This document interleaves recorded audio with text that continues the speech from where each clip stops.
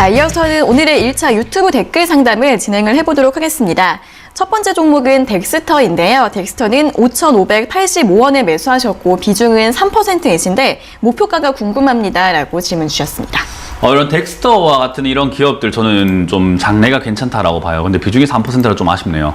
일단 제일 중요한 건 실적이 적자가 굉장히 컸던 기업이 맞아요. 그런데 최근 들어선 좀 흑자로 돌아서고 있는 부분이고 아무래도 영상이라든지 이런 쪽에서 특수효과 만드는, 그러니까 우리가 흔히 말하는 CG 만드는 그런 기업이라고 보시면 되는데 이런 기업들은 저는 앞으로 우리나라에서 덱스터가 좀 하고 있는 영화라든지 이런 것들이 좀 많이 있거든요. 그래서 좀 미래 향후 성장성이 좀 기대가 된다 생각이 들고 이 대주주가 CJ ENM이죠. 그렇기 때문에 충분히 저는 상승 가능성은 있다. 이런 게 우리가 흔히 말하는 가치주죠. 앞으로 봤을 때 야, 이런 산업은 지금 성장할 수 있겠다. 코로나가 터졌다 하더라도 사람들이 영상을 안 보는 건 아니고 넷플릭스도 많이 볼 거고 여러 가지 영화는 계속 볼 테니까 그런 쪽에 잘 편입만 된다면은 이득이 보이지 않을까? 그러니까 사놓고 기다리면 되는 종목이죠.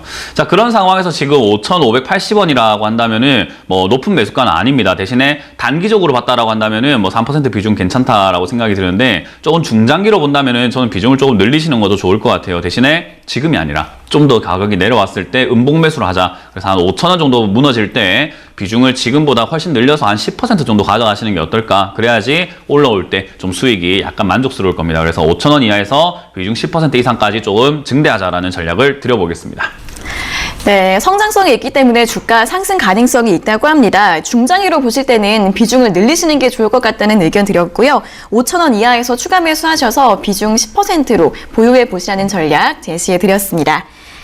자, 다음 종목은 GS 리테일입니다. GS 리테일은 35,300원에 매수하셨고 비중은 10%이신데 합병 이슈에 어떻게 대응할까요? 라고 질문 주셨습니다. 일단 GS 리테일 같은 경우는 합병이라는 그런 내용들보다는 사실 주가도 저점에 와 있고 실적 부분에서도 역시 편의점 관련주 충분히 매력 있다라고 볼 수 있는 기업들이에요. 그래서 저는 개인적으로 주가가 지금 35,000원에 매수하셨다라고 한다면 그렇게 높은 편은 아니거든요. 그래서 좀 들고 가보시는 게 어떨까 생각이 들고 지금까지 백신 테마, 치료제 테마 이런 것들이 많이 급등을 했단 말이에요. 근데 그런 것들 하나하나 우리가 따지고 보면은 전부 다 거품이 좀 심해요. 그래서 이제 그런 종목들보다는 오히려 이런 종목들 앞으로 올라갈 수 있고 성장을 한다라고 했을 때 백신 때문에 경제가 살아난다고 했을 때 좀 오히려 좀 더 탄탄하게 성장할 수 있는 이런 기업들을 오랫동안 가져가 보자. 그래서 지금 현재 자리 저는 괜찮다 생각이 들고 좀 보유 의견 드리도록 하고요. 위쪽에 4만원까지 횡보를 하는 종목이거든요. 그래서 4만원에서 42,000원쯤 됐을 때 다시 한번 매도 의견을 좀 질문을 주시는 게 어떨까 싶고요. 혹시나 밑으로 내려가게 된다면 3만원까지 빠져도 무서워할 만한 종목 아닙니다. 그래서 3만원까지 빠지면 추가 매수하겠다 생각하고 현금을 확보하고 조금 기다려보시면 아주 좋은 종목이 될 것 같다는 조언을 드려보겠습니다. 네, 합병 이슈와 별개로 보유 의견 드렸고요. 4만 원 이상에서 상담 다시 한번 받아보시고 3만 원대에서는 추가 매수도 가능하다는 부분 함께 짚어주셨습니다. 자, 다음 종목은 삼양식품입니다. 삼양식품은 11만 1,200원에 매수하셨고 비중은 10%이신데 주가 전망이 궁금합니다. 라고 질문 주셨습니다.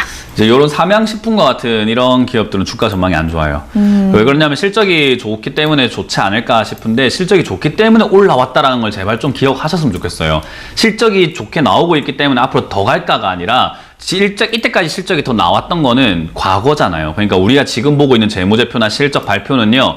2분기, 3분기 이런 걸 보고 있어요. 4분기와 내년 1분기를 보고 있는 게 아니에요. 그러니까 앞으로 실적이 좋을까에 대한 것은 지나가 봐야 알 수 있는 거고 가다 보면 또 어떤 악재가 터질지는 우리가 모르는 거기 때문에 사실 나온 것만 가지고 본다면은 더 올라갈 수 있겠지. 당연히 그렇게 관성의 법칙에 의해서 올라가겠지라고 생각할 수는 있는데 안 그래요. 그래서 저는 지금은 역시나 단기적으로 봤을 때 내년 실적이 생각보다 안 좋을 수 있기 때문에 이렇게 미리 빠지고 있다 생각을 하고 있고요. 그렇다는 말은 이런 것들이 반영이 된다면 역시나 밑에서 다시 올라오기까지는 시간이 걸릴 것 같아요. 적어도 내년 1월이라든지 2월 1분기가 돼야지 2분기, 3분기가 어떨지에 의해서 미리 또 선반영하니까 바닥 잡는 데 시간 걸릴 것 같다. 그래서 추가 매수는 아직은 아니다라는 의견을 드릴 거고 최소한 9,000원 정도, 9만 원 정도까지 밀려 내려왔을 때 자리를 잡는다라고 한다면 그때는 추가 매수 하시는 게 좋기 때문에 추가 매수를 함부로 하지 마시고 오히려 싸게 더 많이 산다라는 개념으로 한 9만 원까지 내려왔을 때 추가 매수 고민해 보시는 게 어떨까라는 조언을 드리면서 시간 투자를 좀 해보자는 전략을 드리겠습니다. 네, 향후 실적 전망은 좀 불확실한 측면이 있기 때문에 추가 매수는 지금 하지 마시고 9만 원대에서 고려해 보시고요. 조금 더 보유해 보시라는 의견 제시해 드렸습니다. 자, 다음 종목은 영원무역입니다. 영원무역은 35,000원에 매수하셨고 비중은 10%이신데 매수가에서 매도할까요? 라고 질문 주셨습니다. 35,000원에 매수하셨다라고 한다면은 사실 매수한 자리가 그렇게 좋은 자리는 아니에요.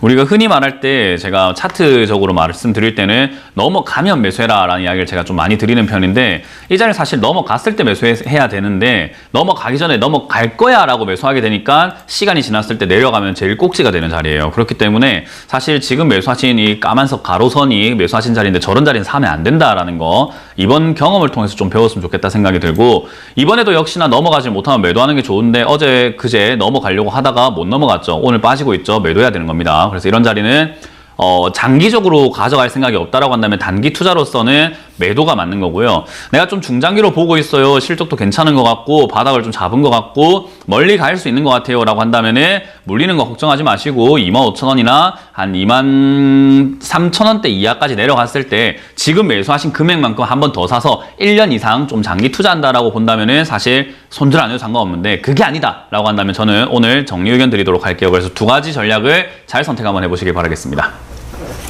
네, 단기로는 오늘 매도 의견 드렸고요. 중장기적으로 보실 경우에는 25,000원대에서 추가 매수하셔서 1년 이상 보라는 전략 제시해 드렸으니까 잘 참고해 보시면 좋을 것 같습니다.